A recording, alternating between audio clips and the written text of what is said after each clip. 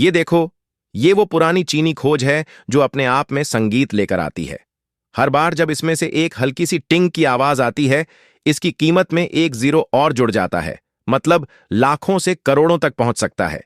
इसकी झंकार से जो बारीक बर्फ जैसी दरारें बनती हैं, वो सिर्फ दिखती ही नहीं, बल्कि जब इनमें चाय या पानी डाला जाता है तो ऐसा लगता है जैसे सुनहरी लकीरें अंदर बह रही हों। सोचना भी मुश्किल है कि इस तरह की बर्फीली दरारें सिर्फ तब बनती हैं जब चीनी मिट्टी को 1300 डिग्री सेल्सियस की आग में तपाया जाता है। अब बात करते हैं इसे बनाने के तरीके की।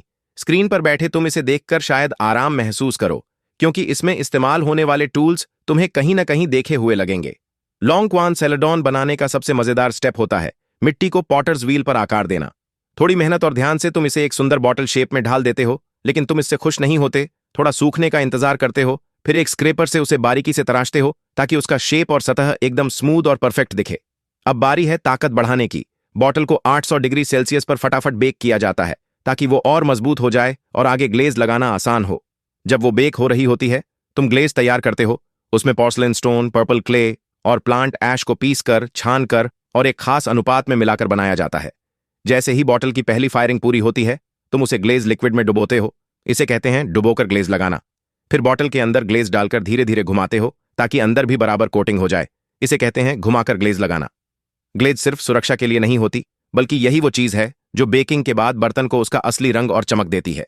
अब आता है सबसे मुश्किल और सबसे अहम स्टेप, फाइनल बेकिंग।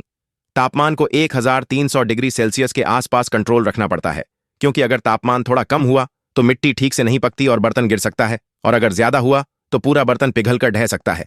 लेकिन तुम्हारी स्किल और किस्मत दोनों लाजवाब हैं। इस बार तुम्हारा बर्तन एकदम परफेक्ट बना।